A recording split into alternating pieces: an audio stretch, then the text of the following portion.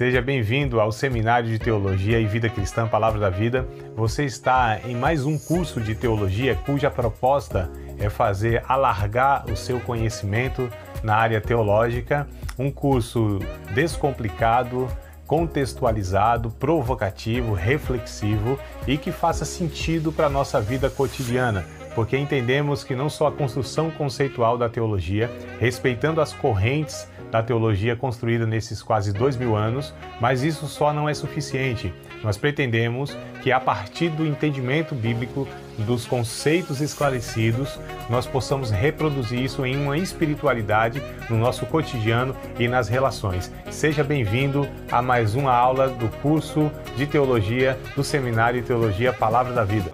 É isso, que coisa boa. Então nós vamos iniciar, ou aliás, nós vamos dar continuidade, ao livro de Jó. Nós iniciamos na aula passada, semana passada, nós falamos aí no livro de Jó. Na verdade, eu acho que a gente vai ter 3 a 4 aulas sobre esse livro aqui. Opa, o Valdir está chegando aqui, ó. Coisa boa, talvez com a Samara, né? Então nós vamos dar continuidade, né? A gente está abordando aqui o estudo com uma perspectiva e a gente pretende encerrar hoje, vamos ver se a gente consegue, essa segunda parte sob essa perspectiva, e vamos, na aula que vem, ou as 2 aulas seguintes, abordar o livro de Jó em outra perspectiva. Valdir, bem-vindo, meu amado.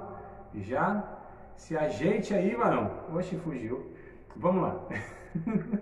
Brincadeira, deve ter ido arrumar alguma coisa, mas daqui a pouco volta. Queridos, vamos lá. Nós paramos, eu quero só dar uma retomada, tá? Onde a gente parou, né? Para ver se a gente não esqueceu alguma coisa e se a gente continua de onde nós paramos. Eu falei para vocês, comecei a falar e falei do primeiro amigo de Jó, né? Os 3 amigos, no primeiro momento, eles tiveram o comportamento adequado, a postura adequada, que foi ficar no sofrimento de Jó ao lado dele, né? Ouvindo, se condoendo dele, como diz aí o termo bíblico, estava se compadecendo de Jó. E aí eles ficaram ali por uns 7 dias aproximadamente, depois se sentiram incomodados e começaram então a buscar explicações, né? Por que Jó estava sofrendo daquela maneira. E aí cada um, ele trouxe, né, uma abordagem, uma percepção dos motivos que eles acharam que tinham levado Jó naquela situação. Então o primeiro nós vimos, né, no capítulo de número 4, principalmente os versos número 7, 8 e 9, né, o Bildad, foi o Elifaz. O Elifaz, então, no capítulo 4, começa a estar elaborando a sua opinião sobre aquela situação de Jó. E aí nós vimos que ele trouxe uma percepção que não se sustenta na Bíblia, né, que não tem coerência, né? Ele trouxe como se Deus se relacionasse com as pessoas, como quase que uma forma de mercado, né, de trocas. Então ele disse: Jó, não é possível não, nenhum inocente nunca pereceu. Se você está sofrendo dessa forma, sofrendo desse jeito, porque você tem culpa no cartório, tem algum pecado, é por isso que Deus está te castigando dessa maneira. Então você avaliar o sofrimento das pessoas nessa perspectiva, inclusive, é muito cruel, né, irmãos? Você fala assim, ó, você está colhendo o que você plantou, você merece. Então, diante do sofrimento, pode até ser um sofrimento causado, de repente, por uma atitude da pessoa, uma imprudência, uma decisão. Mesmo assim, amados, nós devemos, como cristãos, estar se compadecendo das pessoas, do sofrimento, principalmente dos nossos irmãos, e ainda mais numa tragédia dessa, né? Aqui, imagina só perder 10 filhos, perder a sua saúde, sua esposa foi embora, enfim, perdeu tudo, família, filhos, saúde, bens, né? Tudo isso. E a gente sabe que Jó, ele era um homem piedoso, era um homem reto, como o próprio Deus testemunhou dele, sincero, temente a Deus, evitava o mal. Então olha a avaliação totalmente equivocada desse tal de Elifaz. E aí vem o segundo, que é o que eu ia começar, né, no finalzinho da aula passada, e aí decidimos iniciar hoje esse segundo amigo aqui. Desses amigos eu não queria ter nenhum, desses 3 aqui para mim é dispensável. Na teologia clássica a gente chama de amigos à onça. Então vamos lá, o capítulo de número 8, né? Capítulo de número 8 do livro de Jó, nós estamos falando do livro de Jó, então é o livro de Jó que nós estamos mencionando. E lembrando também, né, nós estamos estudando aqui do capítulo 3 até o 31. Então fizemos essa divisão, né? A segunda parte da nossa divisão, nós dividimos aqui, deixa eu ver, em 5 partes. Então estamos na segunda ainda, tá bom? E aí essa segunda divisão vai do capítulo 3 ao 31, né? E fala dos amigos e tal. Então vamos lá. Esses 3 amigos de Jó apareceram para consolá-lo, né? Só pegando aqui uma fala que eu acho que eu já tinha até falado, mas vamos lá de novo. Ficaram atordoados com a sua condição. Ele, quase entrando nesse desespero, finalmente conta aos 3 que gostaria de ter morrido ao nascer. Os amigos começam um diálogo com Jó. Cada um deles está convencido de que Deus é justo e reto e castiga o pecado. Eles concluem que Jó provavelmente pecou. E os amigos encorajam-no a confessar o pecado oculto. Então eles julgam, você tem algum pecado oculto. Os 3 chegaram nessa conclusão, né? Só para a gente ver aí que a maioria das pessoas, às vezes, elas têm as avaliações erradas ao respeito das outras pessoas, né? Por vários motivos, nós não vou nem entrar nessas questões agora. Quem sabe depois eu trago aí essa abordagem, né? Ou seja, os motivos que as pessoas avaliam as outras de uma forma equivocada. O que leva as pessoas a serem assim, a fazerem isso? Então a gente, talvez na outra perspectiva eu vou abordar isso. Então a gente percebe aqui que eles entenderam, concluíram que Jó tinha algum pecado em oculto e é por isso que Deus estava castigando ele. Então eles disseram, olha, Deus está te punindo por isso, né? Pede misericórdia a Deus, mas a consciência de Jó, né? Melhor do que a deles, claro, Jó sabia da vida dele melhor do que qualquer outro, isso é um fato. Deixa eu só diminuir aqui a luminosidade, que eu acho que está muito claro aí para vocês, né? Então a gente percebe que o Jó aqui, ele faz uma autoavaliação. Ele começa, né, a pensar, será que eles têm razão? O que está acontecendo? Mas a consciência dele está limpa, ele sabe que não fez nada diretamente, não pecou de uma maneira que causasse tudo aquilo, né? Então Jó, ele fez uma avaliação de si mesmo e chegou à conclusão que ele não tinha pecado em oculto nenhum, não tinha feito nada para merecer aquelas tragédias, né? Então é bem interessante a gente ver isso aqui. Então ele não pode explicar os motivos, o porquê que ele está sofrendo tudo aquilo, mas ele recusa confessar pecado dos quais ele não tem nem conhecimento. Então a explicação do sofrimento, amados, de fato nós não temos. Tem muito sofrimento na vida que a gente não sabe de onde veio, por que aconteceu, né? A gente muitas vezes não fez nada, pelo contrário, fez tudo para que algumas coisas não acontecessem e acontecem. Né? Como ele diz aqui, tem um texto bem interessante, só voltando um pouquinho, no capítulo 3, verso 25, é bem interessante, Jó dizendo assim, 3 e 25 de Jó: porque o que eu temia me veio, o que eu receava me aconteceu. Nunca estive descansado, 25 e 26, né? Nunca estive descansado, nem sosseguei, nem repousei, mas veio sobre mim a perturbação. Então Jó, ele lógico que temia como qualquer um, de perder família, de perder saúde, de perder os bens, de perder tudo, né? Quando as pessoas têm tudo isso, lógico que tem medo de perder. Nós temos medo de perder a vida, né? Nós temos medo de perder filhos, cônjuges, enfim, o que nós conquistamos, nós temos medo. É natural isso, né? Você ser receoso, principalmente no mundo que a gente vive, que isso é uma realidade iminente e cotidiana, né?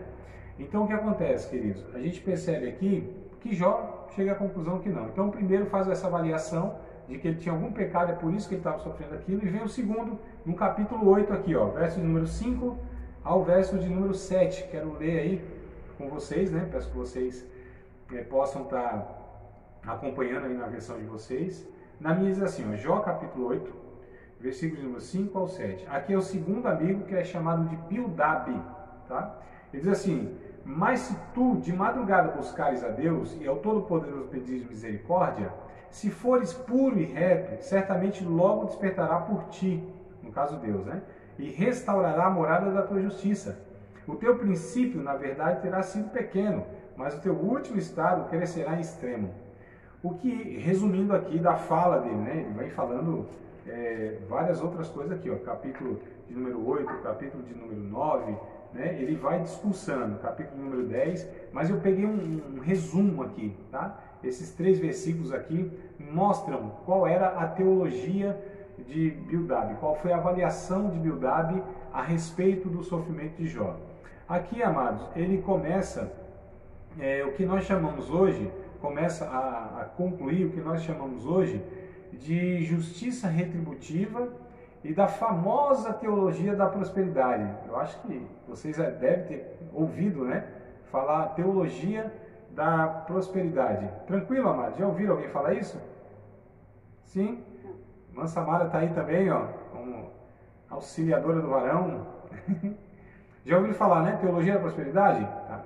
Então, isso, inclusive, irmãos, essa teologia da prosperidade, ela devastou, né, a igreja evangélica no nosso país, porque ela tirou a mensagem da cruz, que inevitavelmente a mensagem da cruz traz para os discípulos de Cristo uma realidade que é a realidade do sofrimento nesta vida. A gente não exalta a miséria, desgraça, a gente não acha bom sofrer, mas é uma realidade. Jesus disse isso por muitos e muitos versículos, por muitas vezes, Jesus e os seus apóstolos, dizendo que quem o seguisse teria que negar a si mesmo, tomar sua cruz a cada dia. Se estavam fazendo com ele aquilo que estavam fazendo, ou seja, perseguindo, torturando, iriam matar e crucificar, também fariam com seus discípulos, né? Que no mundo nós teríamos aflições. Então Jesus, aí depois vem os apóstolos falando também e mostrando, né, a realidade, o resultado de seguir Jesus, que era perseguição, dificuldade, remar contra a maré, porque nós lutamos contra alguns inimigos. A nossa velha natureza, um ser chamado Satanás, que é o inimigo da nossa alma, um mundo regido por esse sistema pecaminoso, por falsos irmãos e religiosos. Então nós temos, né, vários inimigos, vários adversários, né? Nós mesmos, nosso velho homem, isso já é uma luta, já é sofrimento para demais da conta, como diz aqui o mineiro. Nós temos o próprio diabo, um ser que de noite não dá descanso e labuta para destruir a nossa vida. A gente tem um sistema pecaminoso, mundano, né, que a gente chama de mundo, que é contra o Evangelho, é contra Deus. Nós temos pessoas que querem nos atrapalhar na caminhada cristã, né, que são falsos irmãos, religiosos, enfim, inimigos da cruz de Cristo. Então, assim, é sofrimento. Evangelho resulta, Evangelho implica, Evangelho está ligado intimamente, né, intrinsecamente ao sofrimento. Não tem jeito, amados. Servir a Jesus é ser perseguido, seguir a Jesus é sofrer, tá certo? Pelos nossos próprios pecados, porque a gente já não mais se alegra com eles. É sofrer por ver o sofrimento das outras pessoas e nós nos tornamos mais sensíveis, humanos, né? O Espírito Santo por nós alcança as outras pessoas no sentido de que a gente serve elas e servir pessoas, e relacionamentos cristãos no sentido que a gente serve, traz sofrimento, não tem jeito, é doação, é continuar, como disse Paulo em Colossenses. Tem um texto de Colossenses aqui, deixa eu ver se eu acho rapidinho. Um dos textos, né, de Paulo, Colossenses, acho que é o capítulo 1, ele vai trazer aqui uma parte bem interessante, capítulo 1 e verso número 24, Colossenses 1 e 24, para não falar de outros tantos de Paulo aí, né? Se você quer saber a vida de Paulo como foi, o seu currículo de apóstolo, então pega 2 Coríntios 11, tá? Só para vocês verem depois. Paulo como exemplo de um servo de Deus, de um cristão. Pega depois, 2 Coríntios capítulo 11, você vai ver o que esse camarada sofreu por amor a Cristo. Não era por causa de pecado, fanatismo, mau testemunho, nada disso, né? É porque o cara foi fiel. Então, quanto mais fiel a Deus, mais sofrimento nós teremos. Quanto mais nos aproximarmos na comunhão com Deus, mais esse mundo nos incomodará. Quanto mais formos uma pessoa mais parecida com Jesus, mais seremos perseguidos. Quanto mais procurarmos sermos fiéis a Deus, mais dificuldade nós teremos de conviver dentro de igrejas evangélicas. Olha que coisa terrível, né, irmão? Quanto mais nos parecermos com Jesus, mais seremos perseguidos e ofendidos. Mas vamos lá, Colossenses 1:24. Regozijo-me. Olha o que Paulo diz. Eu me alegro, mas me alegro muito. O regozijo é um gozo em cima do outro gozo. Tá certo? O gozo é alegria. O regozijo é uma alegria que vai se multiplicando. Então, regozijo-me agora no que padeço, no que sofro, por vós, e na minha carne cumpro o resto das aflições de Cristo, pelo seu corpo que é a igreja. Olha o que Paulo está dizendo. Ele se alegra muito, né, pelo fato de sofrer por amor dos irmãos e das pessoas. E ele entende que no seu corpo, na sua vida, ele cumpre o resto das aflições de Cristo pelo seu corpo, ou seja, pela igreja. Então, aquilo que Cristo começou na cruz do Calvário, ele entende, Paulo, que ele é a continuidade disso. Olha que coisa, que percepção interessante, né, irmãos? Quando a gente entende aí os motivos, não digo nem os motivos, mas quando a gente entende que quando nós sofremos por amor a Cristo, nós entendemos que isso é um privilégio e isso nos ajuda a enfrentarmos as dificuldades. Mas voltando então aqui para o Bildad. Então o Bildad traz a ideia da teologia da prosperidade que nós conhecemos. O que a teologia da prosperidade fala? O que ela ensina? Né? Pegando os textos bíblicos, inclusive, como aqui, o camarada, ele disse, não, se você buscar Deus de madrugada, porque a fila é menor, se você orar de madrugada, se você tiver vida de oração, se você buscar Deus, Deus que é puro e reto vai se voltar a você e vai resolver a sua causa, vai te abençoar, vai amenizar esse problema na sua vida. A teologia da prosperidade traz uma mensagem triunfalista, que se nós formos obedientes a Deus, se nós vivemos no centro da vontade de Deus, se nós obedecemos de fato os mandamentos de Deus, nós seremos prósperos, abençoados, não teremos falta de nada, teremos saúde, dinheiro para dar e vender, né? Dinheiro, saúde para dar e vender, né? Que diz aí no final do ano, está chegando, é isso que se canta. Então, isso é verdade? Não, mentira, a vida desmonta isso. Não precisa nem teologia, não precisa nem Bíblia. A vida desmonta e mostra que não é assim. Pelo contrário, os homens fiéis de Deus sofrem tanto quanto ou mais do que as pessoas. Inclusive o Asaf, no Salmo 73, ele entrou em crise quando ele comparou a sua vida, que procurava fazer a vontade de Deus, e a vida do ímpio, que blasfemava de Deus, que bagunçava mesmo o negócio. Ele entrou em crise, falou, como é possível? Eu estou numa dificuldade, numa luta, numa pindaíba, eu estou aqui, né, passando necessidade, a dificuldade, eu vejo a vida do ímpio, blasfema de Deus, não quer saber de Deus, parece que não tem aperto na sua morada, os filhos vai tudo bem, a casa vai tudo bem, a mulher parece até que é mais bonita, a grama parece que é mais verde do que a minha, né, e ele entra em crise, faz parte, né, irmão, às vezes a gente quando não tem essa compreensão, o Salmo 73, o Asaf, depois ele chegou à conclusão, não, né? Não é bem assim. Quando a gente olha para a eternidade, aí a gente vai ver que nós somos abençoados demais, porque a vida eterna é melhor do que qualquer outro benefício que nós poderíamos. Então a gente troca, mais ou menos, né? Se houver necessidade, se for assim.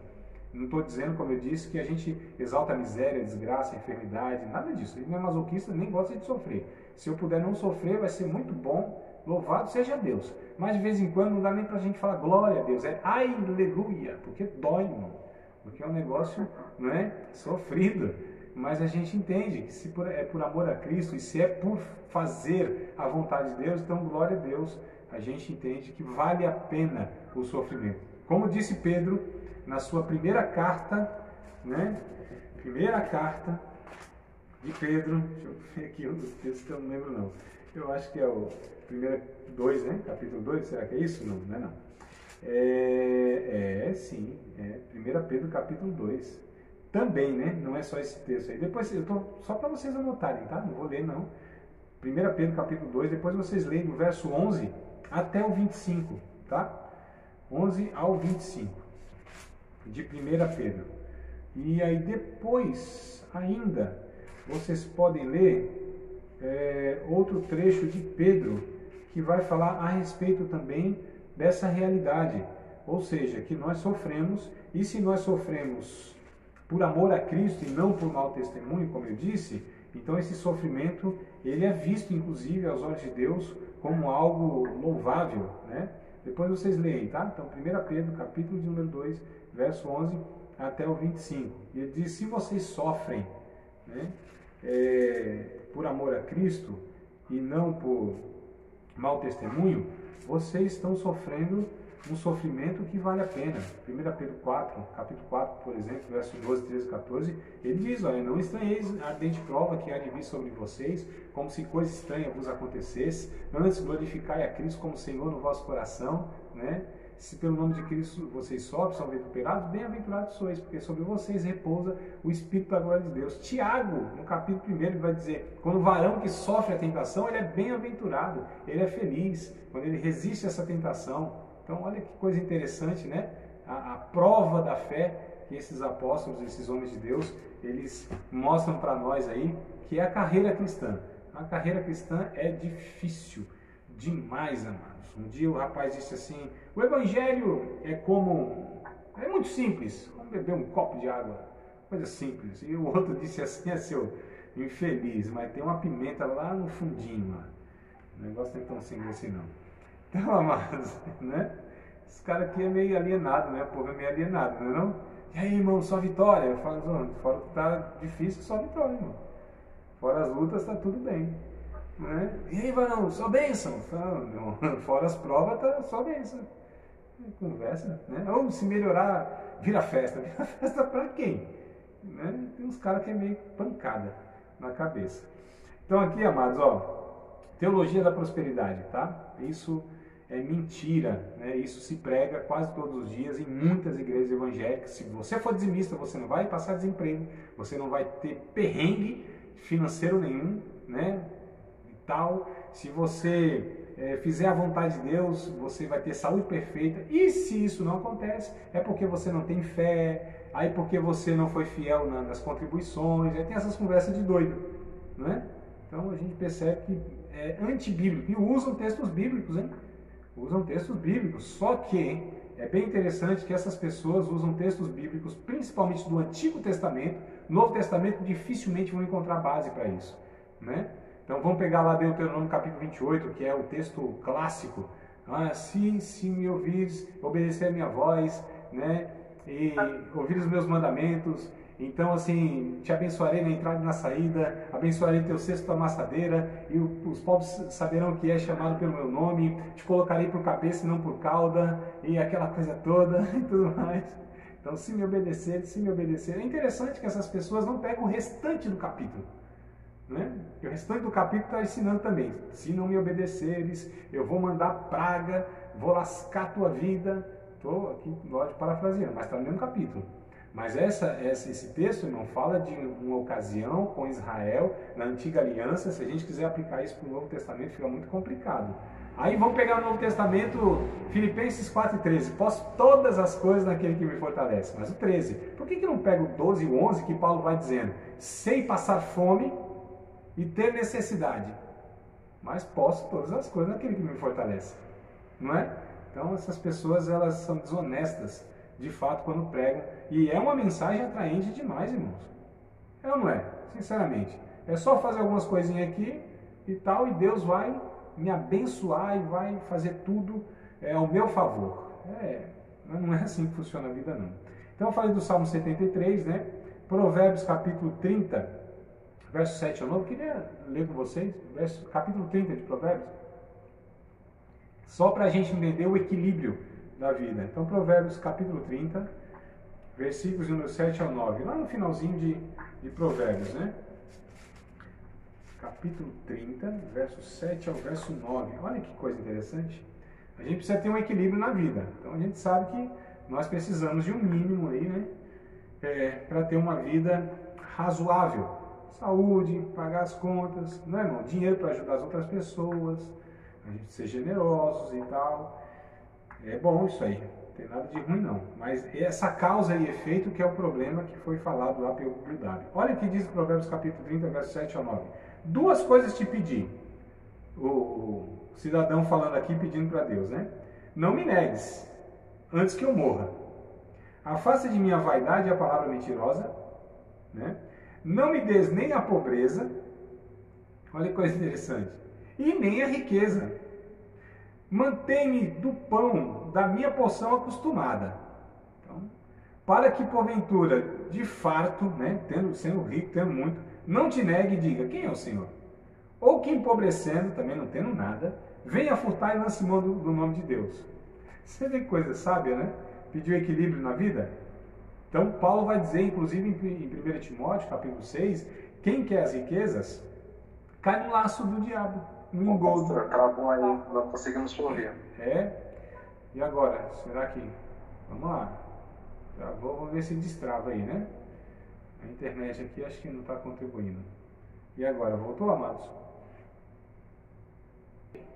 Deixa eu ver se foi. Sim. Então, amados, aqui o Bildad, ele vai falar então sobre essa teologia da prosperidade. Ele acusa Jó, se você fizer assim, Deus vai se voltar para você, então você não deve estar fazendo, você não deve estar, né, orando. Então é bem interessante que ele diz, se você for puro e reto, Deus vai te abençoar. Se você se voltar para Ele, Deus vai reverter essa situação. Então tem até um escrito aqui que diz assim, o argumento de Bildad era basicamente o mesmo de Elifaz, basicamente, só que um traz a questão negativa e outro positiva, né? Ou seja, o Elifaz fala, tem algum pecado enrustido, confessa e Deus vai então reverter a situação. O Bildad, ele vai falar o outro lado da moeda, olha, busca a Deus, porque você não deve estar buscando, faz tudo certinho, porque Ele vai te abençoar. Então percebam, amados, que os dois na verdade estão falando a mesma coisa, mas com perspectivas diferentes, ou seja, o problema é que ele não está se relacionando direito com Deus. E por não estar atendendo à justiça de Deus, é que Deus tem trazido isso. Ou pelo pecado, ou pela falta de fidelidade e de buscar Deus, né? Então são os dois extremos, os dois lados da mesma moeda, é o que eles estão abordando, ou seja, um relacionamento com Deus, onde eu, se fizer isso ou aquilo, fizer tudo direitinho, Deus me abençoa. Se eu não fizer, Deus me amaldiçoa. Já pensou, amados? Se Deus lidasse conosco dessa forma? Imagina, Deus olhar assim, André, você deu uma vacilada aqui, viu? Aqui eu estou vendo que você pecou. Você errou. Então é o seguinte, se prepara aí porque o raio vai na cabeça. A terra vai abrir a boca. Vou mandar o devorador. Minha mão vai pesar sobre você. É uma coisa toda que a gente... Já pensou, amado? Se Deus tratasse a gente dessa forma, a gente estava perdido. Porque em relação à santidade e ao caráter de Deus, quem é que não peca? Todos, sem exceção, toda hora. Nós somos um pecado ambulante diante de Deus, não é? Diante da justiça de Deus, tanto é que veio Jesus para resolver isso, porque a gente não deu conta. Não tem como o ser humano dar conta. Né? Diante de Deus, da santidade de Deus, nós somos todos pecadores, miseráveis e passíveis do julgamento de Deus. Porque Deus é santo, santo, santo. Não pode ver o mal, não pode se relacionar. E nós somos pecado, da cabeça até os pés, irmão. Diz Isaías capítulo 1. Do alto da cabeça à planta dos pés é só chaga podre, não espremida, não tratada. É pecado, pecado puro. Nós somos pecado todo. E aí se fosse assim, a gente estava perdido. Imagina também se Deus fosse só nos abençoar se nós merecêssemos. Rapaz, você acertou tudinho, hein? Preencheu aqui o checklist que eu fiz, o anjo aqui me trouxe, você acertou tudo. Então vou te abençoar. Já pensou? Também ninguém seria abençoado. Né? Todos seriam amaldiçoados e ninguém seria abençoado. Mas Deus não nos amaldiçoa, apesar de sermos pecadores, porque nós estamos debaixo da bênção, da graça de Cristo, não é? Deus se relaciona conosco por causa do sacrifício de Cristo, justo que justificou a muito. Então Deus não nos pune porque Cristo já foi punido em nosso lugar. E Deus nos abençoa não porque a gente faz tudo certinho, é porque Ele é bom, é porque Ele é gracioso, é porque Ele é generoso. É isso, basicamente é isso. Então vamos para o terceiro amigo de Jó. Esse amigo, como eu disse, não queria ter nenhum dos três, mas Jó tinha três. E a gente vai falar do quarto ainda, que chegou depois. Capítulo 11, né? Livro de Jó, capítulo 11. Reservei aqui também só um trecho da fala dele que resume, né, a sua ideia. Então, capítulo de número 11 de Jó, versos 7, 8 e 9. Olha só. Porventura, alcançará, vocês ouviram aí? Estão acompanhando? Jó capítulo 11, verso 7, 8 e 9. Travou de novo ou não? Está tudo certo? Tá, amados? Tudo certo? Me confirmem aí, só para eu saber se deu aqui algum pepino. Não? Estou ouvindo. Então, capítulo 11 de Jó, verso 7, 8 e 9 diz assim, ó, porventura, aí o terceiro, que é o Zofar, tá? Zofar é o nome do cabra ruim. Porventura, alcançarás os caminhos de Deus ou chegarás à perfeição do Todo-Poderoso? Como as alturas dos céus é a sua sabedoria. Que poderás tu fazer? Mais profunda é ela do que o inferno. Que poderás tu saber? Mais comprida é a sua medida do que a terra, e mais larga do que o mar. Então, o que esse terceiro amigo estava falando, Jó, esquece, você está sozinho no mundo, você não alcança Deus, Deus está muito distante, Deus não está preocupado em nada com a tua situação, você está aí, ó, solto no mundo e sozinho no mundo. Olha o que ele vai falar para Jó, olha a percepção que ele tem. Rapaz, orar a Deus, clamar a Deus não adianta. Não é que ele não acredita em Deus, ele sabe que Deus existe. Só que ele fala para Jó como se Deus não se relacionasse com a gente, Deus estivesse distante. Na teologia, amados, nós chamamos isso de deísmo. Deísmo é uma doutrina, né, que se criou. O teísmo é o quê? Não é que Deus não existe. A crença que Deus não existe é ateísmo, tá? Deísmo é a ideia de que Deus existe, criou o mundo, criou as suas leis, é mais ou menos como um relojoeiro que cria o relógio. Criou o relógio, suas engrenagens, tudo certinho, deu corda e deixou ele funcionando, mas não interfere, entendeu? Essa é a ideia do deísmo, é mais ou menos o que o Zofar aqui estava falando, ó, Deus está lá em cima, distante, e não adianta, porque ele não vai intervir na tua causa, não adianta, isso aqui é você que tem que resolver. Deus não vai te ouvir. E aí, amados, a gente tem um texto, inclusive, não só um texto, a gente tem a Bíblia toda para mostrar que isso aqui não se sustenta. Mas eu quero pegar um texto aqui em Isaías capítulo 57, e verso de número 15. Isaías 57, verso 15, bota um pouquinho para frente aí, na Bíblia, né? Isaías 57, 15, diz assim, tem um texto bem interessante que de fato vai mostrar que Deus ele é inalcançável no sentido humano, né? Mas vai mostrar que Deus se relaciona sim com os seres humanos. Então, 57 Isaías, verso 15, está escrito assim, ó, porque assim diz o alto e o sublime, que habita na eternidade e cujo nome é santo. Em um alto e santo lugar habito, e também com o contrito e abatido de espírito, para vivificar o espírito dos abatidos e para vivificar o coração dos contritos. Só esse textozinho aqui, só esse versículo desmonta essa ideia de que Deus, ele é assim. A gente, na teologia, a gente fala que Deus ele é transcendente, né? Ele é inalcançável no sentido humano, como eu disse. Ele está para além de tudo e de todos. Ninguém pode chegar a Deus. Mas a gente fala que também ele é imanente, ou seja, que ele se aproxima, se relaciona conosco. Embora ele esteja na eternidade, ele também se relaciona, entra na história e age em nosso favor aqui. Se não fosse, amado, a gente estava tudo perdido, né? Essa é a grande verdade.